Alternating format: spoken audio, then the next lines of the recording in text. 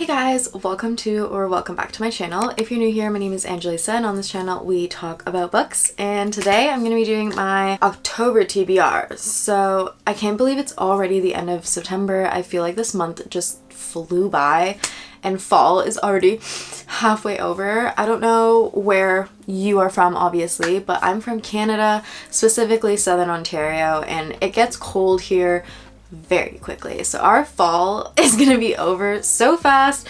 So that's why I feel like this is like my last chance to get fall reads done. Obviously that's not true because, you know, I can obviously read fall books whenever I want. I probably will read them into November, but it's just the clock's ticking. So I want to get a lot of the fall reads that I had on my TBR finished.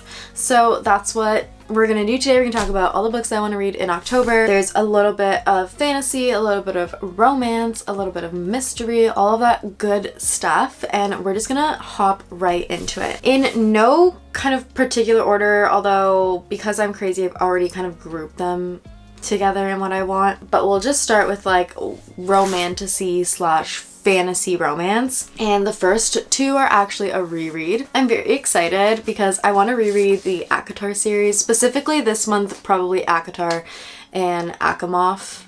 A Court of Mist and Fury. Yeah, I've always wanted to do a reread of these and annotate them. I annotated A Court of Silver Flames when I read it, so I wanted to go back and annotate these. And in general, I just love these books so much.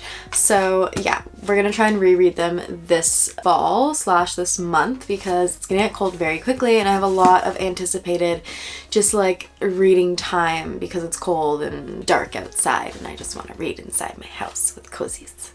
But yeah, so that's what we're gonna try to do this month. Next, we have The Dead Romantics by Ashley Poston. So this is more of a contemporary romance book, but I kind of added it to the fantasy pile just because it does have ghosts in it and like paranormal activity. So I'm pretty sure this is about a girl who she's basically falling in love with a ghost, and yeah, so it has a blurb on the front from Ali Hazelwood, and Ali Hazelwood's one of my favorite authors, so it must be good.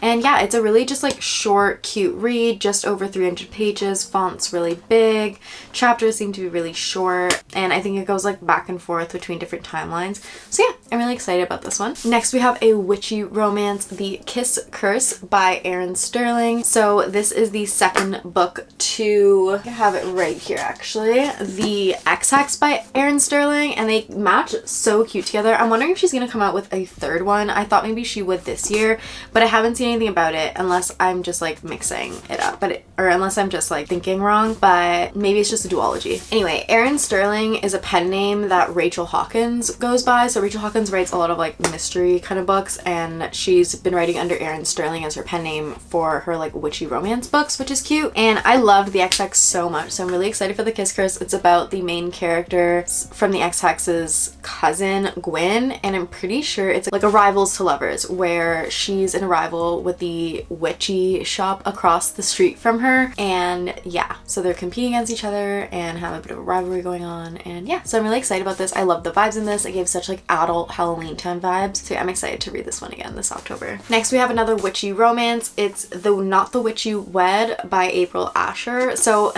actually my fiance had picked this out for my books my fiance picks me to read video, and I did end up reading it, and we both agree that it's more of like a fall read because he had picked it out in the summer, and since he said that I had to read it in the fall, I decided I was going to read it this month. So I'm going to try and read it and see how it is, but I've already seen a swear word in here, so this is definitely like, oh, the chapter names are so cute. Baddest Witch on the Block. So cute. But yeah, basically it's about this witch and this like wolf shifter, so I guess a werewolf, and there's like these supernatural laws that make people mates, and I guess these two are mated and they decide to agree to fake date even though they don't like each other, but obviously they have old feelings for each other, like because they're exes. So it's, oh my god, this is like so many tropes in one. It's like fake dating, exes to like second chance romance. Yeah, so obviously they have old feelings for each other and they start to like fall back in love. So I'm actually kind of excited for this one. It sounds really cool, and the cover is so cute. And I love the like, I'm pretty sure, but yeah, so this will definitely be part of the like getting into the Halloween spirit this fall. Next we have another kind of like witchy romance, but not really. It's Anatomy by Dana Schwartz. I've put this on my TBR so many months, and I took a break from putting on my TBR, but I'm putting it back on. It has witches, it has romance, it has mystery, it has dead people, it has, yeah. So I want to read this fall and see what it's all about, and I'm very, very excited. This book cover is just so gorgeous. And yeah, so I really, really do want to read it and just give it the respect that it deserves. So hopefully that's going to be this October. And I feel like I kind of have a reading vlog planned out for some of these books. So I feel like if I force myself to read this in a reading vlog, I will actually read it. So yeah. Next we have a duology slash trilogy slash series that I've had on my TBR that last month, but because I didn't read the books that prequel these, I didn't end up reading it, but I'm hoping I'll read those books that prequel these so I can read these in October. But they are Once Upon a Broken Heart and The Ballad of Never After. I'm pretty sure The Curse for True Love is coming out right at the beginning of November, so I really need to get through these so I can read that book, and it would be awesome if I could read them right after one another.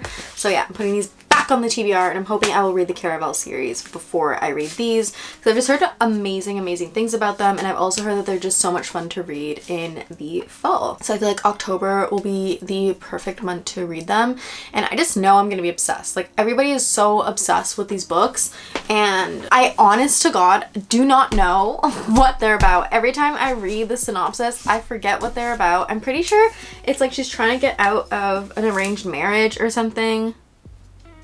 No, she's trying to stop a wedding. So which one's the arranged marriage one? That's another book somewhere. I don't remember what book it is. Oh yeah, okay, this is the one where she makes like a deal with the prince and she ends up pledging more than she thinks she does. So yeah, but I think it'd be really cool, and my best friend has been hounding me to read it for the longest time, so I'm definitely gonna get to it soon. All right, next we have the Harry Potter series, specifically the first book. I've never read the Harry Potter series. I just watched the first movie for the first time the other day, and some people might think that that's stupid and I should have just read the book first, but when it came to The Hobbit, I really enjoyed watching the first movie while I was reading it so that I could understand like what things looked like, and that's why I did it for this. So yeah, I'm definitely gonna like try and read the books now before watching the rest of the movies, but it was just nice to see like a visualization of what this is gonna be like. And yeah, I'm kind of excited actually. I think it's gonna be really, really fun. These books are just so cute, and the movie was adorable. So I feel like I don't really have to explain this because everybody basically knows what Harry Potter is. Next we have the, I don't even know, second, third book, whatever, in a series. It's Crown of Midnight. This is the, we're just gonna say second book in the Throne of Glass series. It comes after Throne of Glass. I just finished the first book. You can watch the reading vlog up on my channel now if you want, but I definitely want to continue the series, so I'm gonna put Crown of Midnight, and who knows, if I get hooked, I might have to go on to, which one is it? Is it Air of Fire? I think so. I might have to go on to Air of Fire and just go straight into the next one because these books are so addictive. I can already tell. But yeah, right. Next we have an Olivie Blake book. This will be my first Olivie Blake book. It's called One for My Enemy, and can we just take a moment to appreciate the end papers? This isn't even, like, this is an exclusive edition, but like all these new Olivie Blake books that came out, they're all coming out with these beautiful end papers. This one and Masters of Death or something. They have gorgeous end papers and gorgeous covers. So yeah, and I'm really excited about this one. This one is also, I'm pretty sure, about witches. It's a witch family, and it's kind of like a mafia type of thing because there's like this crime boss. So there's these two families. One is a witch family, and then the other family is like a mafia crime boss family, and they've been coexisting in Manhattan for like the longest time, but then something happens where now things are kind of turning bad, and now there's bad blood between the families, and now all the siblings have to choose a side. So I thought this was really, really intriguing, and anything with like witchy families and stuff like that make me interested. So two rival witch families, sign me up. I'm all for that Wizards of Waverly Place-esque stuff, but adult, let's do it. Next we have Vicious by V.E. Schwabb. Now Rachel Catherine, I'm pretty sure, was all over this book and loved it, so I definitely want to give it a try and see what it's about. The only V.E. Schwabb book that I've read is Gallant, and I want to get more into V.E. Schwabb, so I picked up this duology box set a little while ago, so I think it's definitely time to try it out. And it's about these two people who are college roommates, and they have like a shared interest in supernatural stuff and near-death experiences. Like they're basically obsessed with death, and they think that if they basically do this experiment where they think that under the right circumstances, if you come close enough to death, like you can come out of it with like these weird and like crazy abilities. So I guess they tried to like run an experiment and things go terribly wrong.